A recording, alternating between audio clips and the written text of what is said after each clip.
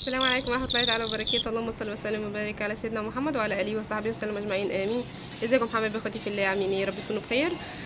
النهارده جايه لكم بوصفة بطاطس مسلوقة، بس بقى بطريقة جديدة هتحبب ولادكم فيها، وسهلة وبسيطة، ومقادير ومكونات تقريبا في كل بيت. يعني وطعمها النتيجة النهائية بجد تحفة. هي جت معايا كده، بصوا انا والله يعني مش شايفة فيديو معين ولا حاجة، هي فكرة وهبت في دماغي وحبيت اعملها يعني.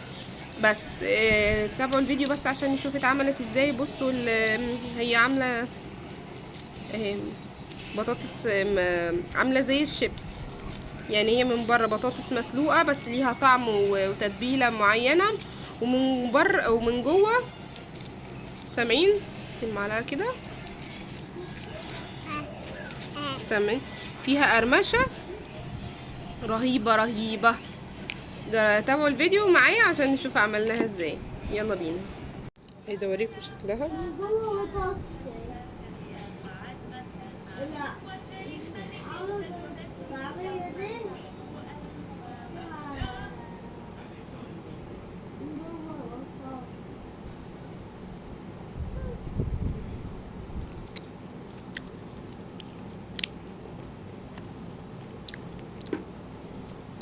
نبدأ الوصفة ونقول بسم الله. معانا هنا ربع كيلو بطاطس مسلوقة، سلقتها وقشرتها وجبتها بقى، سبتها بعد ما بردت عشان تبقى جاهزة على التسوية. انا عايزه اقول لكم انها مسلوقة يعني سلقة جايبة اخرها في السلق. بعد كده نحط التوابل بتاعتنا: معلقة صغيرة ملح، معلقة صغيرة توم باودر، ومعلقة صغيرة فلفل اسمر، وهنحط معلقة صغيرة بابريكا، او ممكن معلقتين يعني على حسب ما ايه نحب.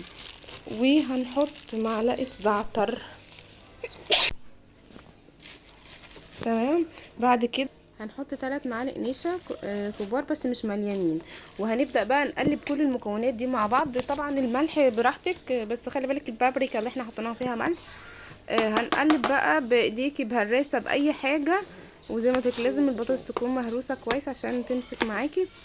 وعندكم ايه بقى الوصفة دي بقى، هي دي اللي هتحليها. دي شيتوس مضروب في الكبة او في الخلاط. ممكن لو مش عندك تحطي الروستيكا اللي هي المقرمشات دي وتطعميها لو باي طعم عندك، لو هي طعمها مش شديد قوي يعني.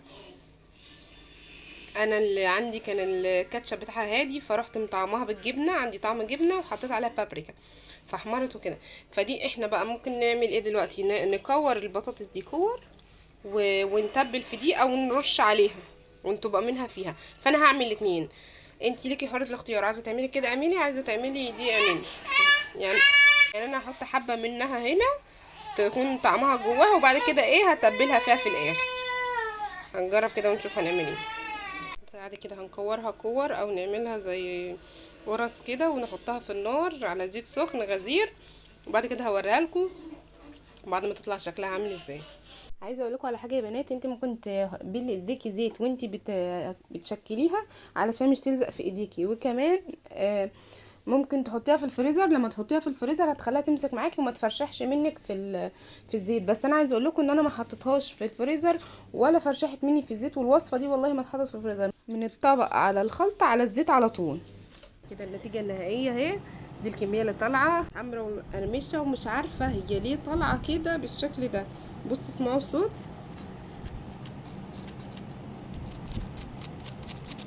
كلها كده اهي. بصوا، بس انا عشان ماسكه الموبايل في ايدي. دي التتبيله اللي على الوش. بصوا بقى، انا عملت منها صوابع او زي قرص كده، قطع يعني، وفي كور مدوره. اللي تحبي تعمليه اشتغلي بيه. طبعا هي ناشفه من بره وجوسي من جوه. بصوا شكلها من جوه. افتح لكم واحده سي عشان سخنه، بس حمي على ايدي عامله ازاي.